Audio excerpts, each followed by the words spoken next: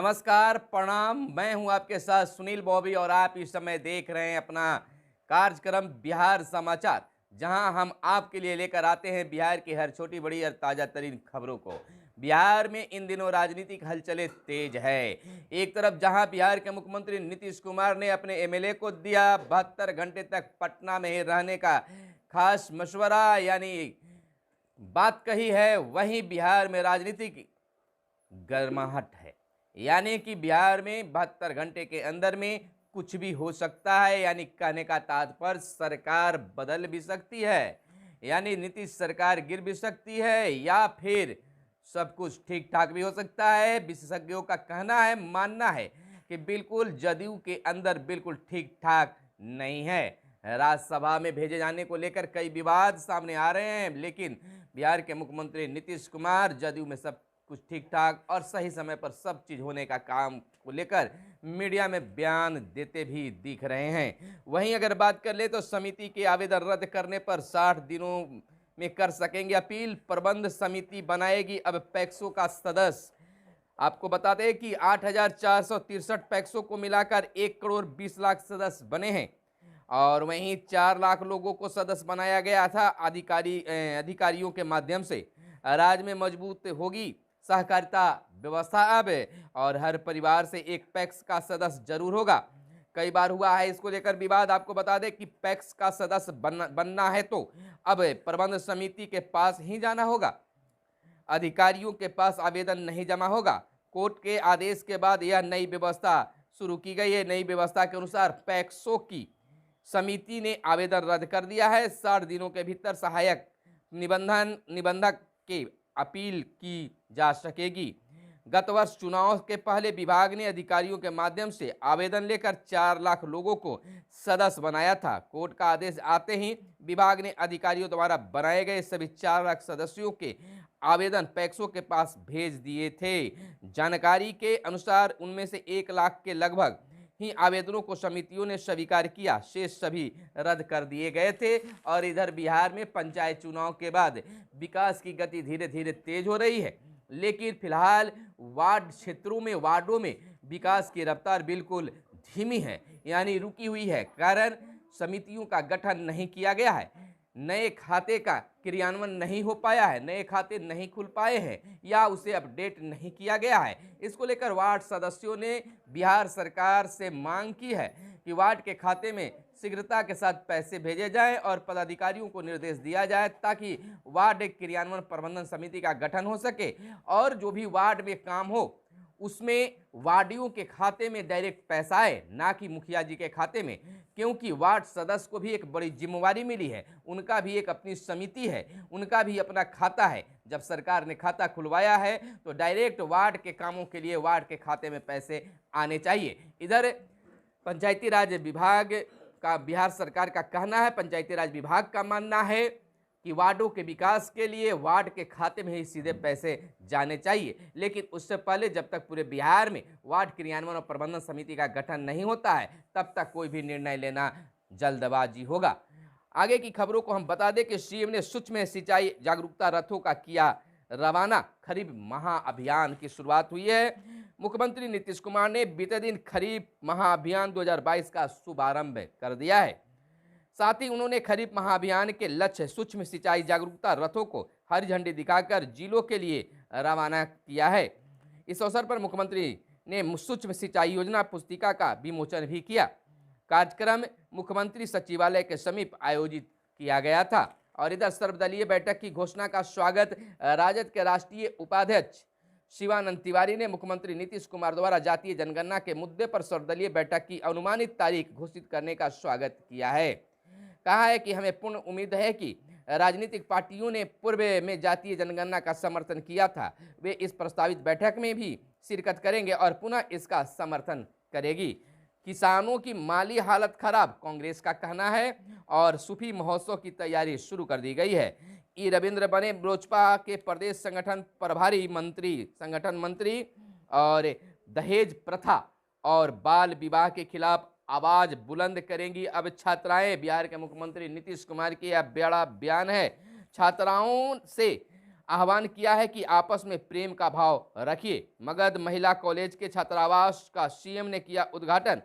परीक्षा भवन भी बनेगा और छोटी बहन व पत्नी यहीं पढ़ी। और उन्होंने मुख्यमंत्री नीतीश कुमार ने कहा है कि मगध महिला कॉलेज से मेरा पुराना रिश्ता है। हम लोग पटना यूनिवर्सिटी में पढ़े हैं। इस कॉलेज के साथ मेरे परिवार का भी रिश्ता है। मेरी छोटी बहन और पत्नी भी यहीं पढ़ी थी। और महिला सशक्तिकरण भी मिसाल बना बिहार में। बिहार के शिक्षा मंत्री विजय कुमार चौधरी ने कहा है कि मुख्यमंत्री नीतीश कुमार के नेतृत्व में बिहार का सर्वांगीण विकास हुआ है।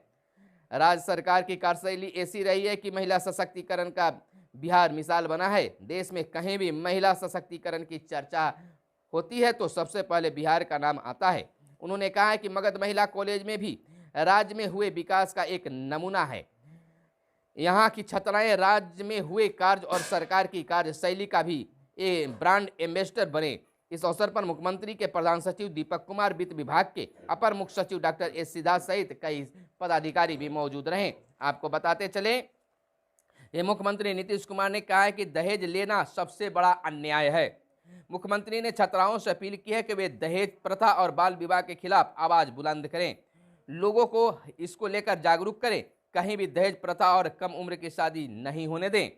और इधर आपको बताते चले कि सूबे के आयुष औषधालयों में सुविधाएं बढ़ाई जाएगी। 30 राजकीय औषधालय में और 122 हेल्थ एंड वेलनेस सेंटर का होगा कायाकल्प। अब औषधालय और उप स्वास्थ्य केंद्र के जीर्णोद्वार पर खर्च होंगे 6.55 लाख रुपए।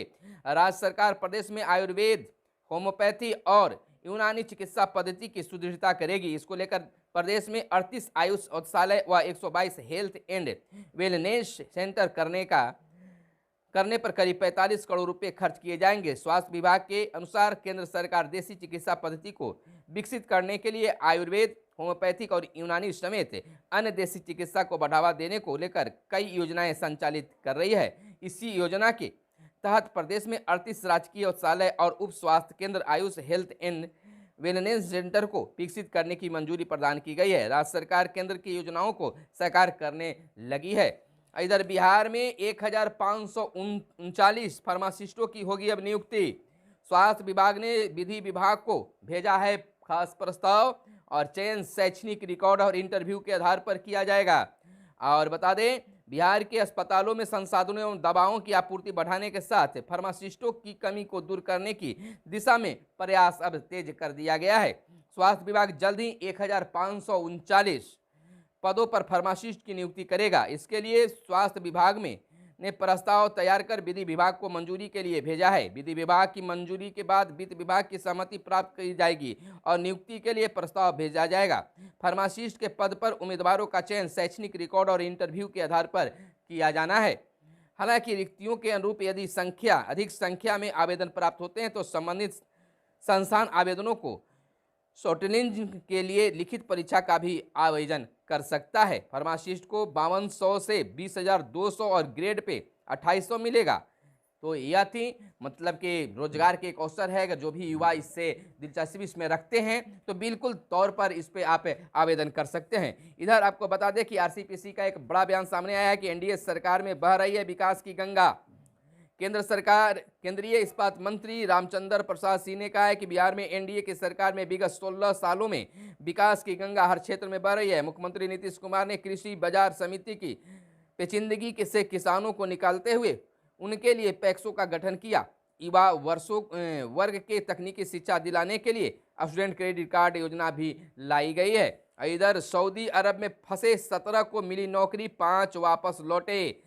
और खास असर हुआ है, जनता के संघर्ष में दिखता है लोकतंत्र। नेता प्रतिपक्ष तेजस्वी यादव का बड़ा बयान है। उन्होंने कहा है कि भारत में लोकतंत्र की अपनी चुनौतियों और तमाम बाधाओं के बावजूद हम लोकतंत्र के लोकाचार को बनाए रखने में सफल रहे हैं। हम लोकतंत्र में लोक के महत्व को सबसे अधिक समझते हैं। भारतीय लोकतंत्र की जड़ें जनता के संघर्ष में प्रतिलक्षित होती है, जिसे हम समय समय पर देखते हैं, न कि समय समय पर होने वाले चुनावों में। इधर आपको बता दें कि ट्रेनों की बोगियों में अब दिखेगी बिहार पर्यटन स्थलों की एक झलक। पूर्व मध्य रेल की 3 ट्रेनों की बिनाइल रैंपिंग की कवायद पर्यटन विभाग ने शुरू कर दी है। पर्यटन विभाग ने एजेंसियों को किया है आमंत्रित। राजगीर, बोधगया, वैशाली हो या वाल्मीकि नगर, पर्यटकीय स्थल बिहार की 3 ट्रेनों पर इसकी जानकारी मिलेगी। ट्रेन का बाहरी हिस्सा पर्यटकीय स्थलों के रंग रोगन से डूबा रहेगा। पूर्व मध्य रेल के 3 ट्रेनों में विनाइल रैंपिंग की कवायद पर्यटन विभाग ने शुरू कर दिया है, यानी कि टोटल वहां पर रंग बदला बदला सा नजर आएगा। सड़क निर्माण की अवधि बढ़ा सकेंगे कार्यपालक अभियंता।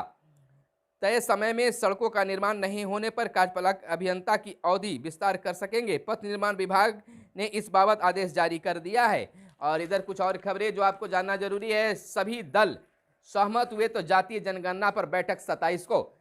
मुख्यमंत्री नीतीश कुमार ने कहा सभी पार्टियों में से चल रही है बातें। 11 मई को तेजस्वी यादव मिले थे मुख्यमंत्री नीतीश कुमार से। सभी पार्टियों की बैठक के बाद कैबिनेट के माध्यम से स्वीकृत किया जाएगा। दहेज प्रथा और बाल विवाह के खिलाफ अब आवाज बुलंद करेंगे बिहार की छात्राएं। जब तक हम हैं सभी के विकास का काम करते रहेंगे। बिहार के मुख्यमंत्री का कहना है बिहार में जातीय जनगणना कराने को लेकर लंबे समय से सभी दलों की बैठक बुलाए जाने की चर्चा बीच पहली बार इसके लिए कोई तिथि सामने आई है। मुख्यमंत्री नीतीश कुमार ने कहा है कि बिहार में जातीय जनगणना पर चर्चा करने के लिए 27 मई को बैठक रखे जाने को लेकर अनेक दलों से बातें हुई है, पर सभी दलों की इस पर तिथि पर सहमति नहीं आई है। सभी दलों की सहमति आने के बाद बैठक होगी। इधर हिंद प्रशांत आर्थिक ढांचा दुनिया के विकास का इंजन बनेगा, पीएम मोदी का कहना है। और ब्याज दरों में और बढ़ोतरी की संभावना, शक्तिकांत। जदयू के अनिल हेगड़े राज्यसभा के लिए निर्वाचित। और ज्ञानवापी मामला पहले किसे सुनाया जाएगा, आदेश आज। और बड़हरिया में आंदोलन समाप्त, रेल परिचालन हुआ सामान। पूर्णिया में पलटा ट्रक, राजस्थान 8 मजदूरों की मौत। श्रीनगर में लश्कर के 2 हाइब्रिड आतंकी गिरफ्तार। और संजय राउत पर 100 करोड़ की मानहानि का केस हुआ दर्ज। इधर आपको बता दें महिलावादियों ने बित्रानी काल की सरकार के रुख का किया जिक्र। आपको बताते चले कि भारत और जापान सुरक्षित हिंद प्रशांत के अहम स्तंभ, पीएम मोदी का यह बयान है। और ताइवान पर हमला किया तो अमेरिका हस्तक्षेप करेगा, भारत ग्रीन हाइड्रोजन में अग्रणी होगा। केदारनाथ जाने वाले 50 पार के सभी यात्रियों की जांच अब होगी। तूफानी बारिश में 3 घंटे फंसे रहे 4000 यात्री। राहुल बोले देश में 10 लाख आशा कार्यकर्ता हमारा गर्व है। भारत की आशा को दुनिया ने किया सलाम। यह थी आज की प्रमुख खबरें जो आपके काम की खबरें भी हो सकती है, तो हमारे साथ बने रहिए बिहार की ताजा तरीन खबरों को जानने के लिए। तब तक के लिए दीजिए इजाजत। धन्यवाद। जय हिंद, जय भारत, वंदे मातरम।